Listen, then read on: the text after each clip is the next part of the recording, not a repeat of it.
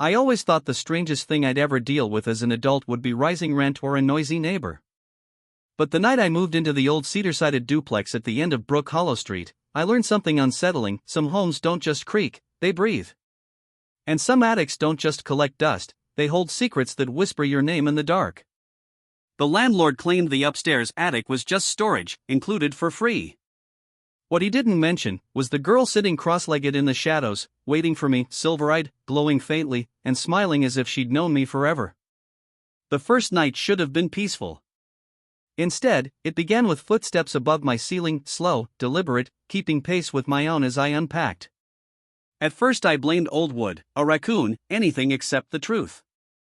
But curiosity is a quicker killer than fear. I grabbed a flashlight and climbed the narrow wooden ladder that led into the attic. The moment my head breached the opening, a cold breeze brushed past me. Impossible, since there were no windows. Then she spoke. "I wondered when you'd come, Nathaniel Carter." Her voice was melodic, too calm for an intruder. I pushed fully inside, raising the flashlight. She sat on a neatly folded blanket in the far corner, white hair cascading over her shoulders like moonlight. Her skin shimmered faintly, as though catching starlight no one else could see. I swallowed hard. "Who are you? How do you know my name?" She blinked, puzzled. "I am Lysera of the Vale, the one bound to you. Your chosen. Your wife." I almost dropped the flashlight. "My what?" She tilted her head, studying me the way someone might analyze a fragile object. "Your registry marks you as my life pair. Your essence was selected years ago during the Vale convergence. I've waited for you here." I stared at her, expecting a camera crew to leap out screaming prank. But there were no cameras. No exits. Only her, otherworldly, serene, impossibly real. "I'm not married," I muttered, backing away. "To anyone. Especially not." "Not to someone like me," she whispered, suddenly wounded. "If you reject me now, my passage collapses. I will fade." Her glow dimmed. For the first time, she looked fragile, terrified.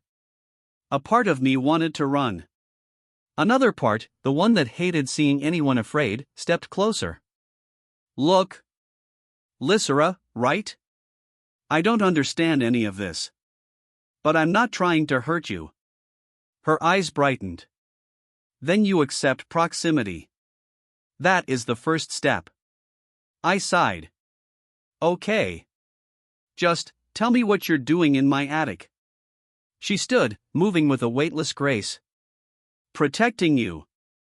Because something else crossed the veil. Something hunting our bond." A sudden thump echoed from the far corner of the attic, the wood groaning as if something pressed from the other side.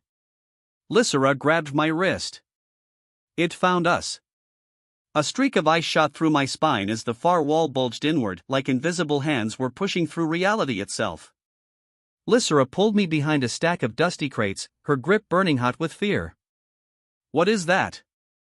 I whispered. "The Reaver," she breathed.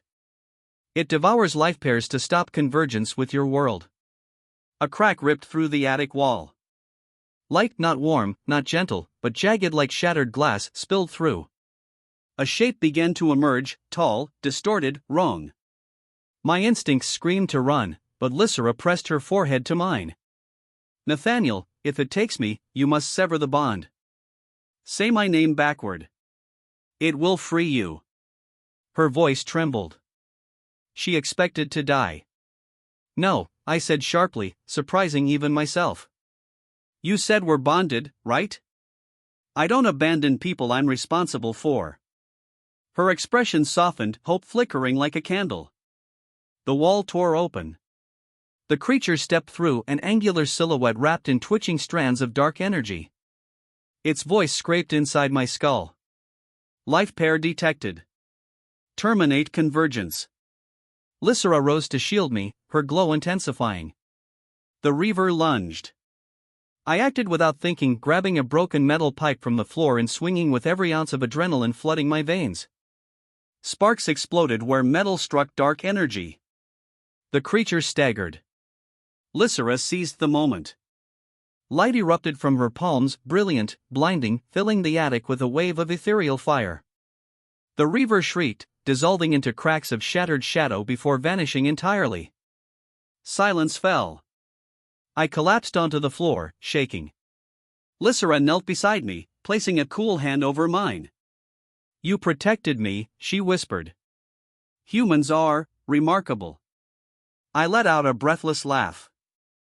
"You saved my life. Think we're even." She smiled, small, genuine. "Our bond will only grow stronger now." A pulse of warm energy radiated between us. The attic, once cold and eerie, now felt alive, almost welcoming. I looked at her, really looked. Not as an intruder, not as an alien, not even as someone claiming an impossible marriage. But as someone who'd been alone, waiting, afraid, just like me. "So," I said quietly, "what happens now?" Lysera's eyes shimmered like distant stars. "Now, Nathaniel Carter, your world is no longer just your own. And neither am I." She reached out her hand. This time, I took it without fear. And so, in the quiet attic of a rented apartment on Brook Hollow Street, two lives, human and alien, began a bond neither universe intended, but both would soon depend on. A beginning forged from fear. A future built on choice. And a partnership that would change everything.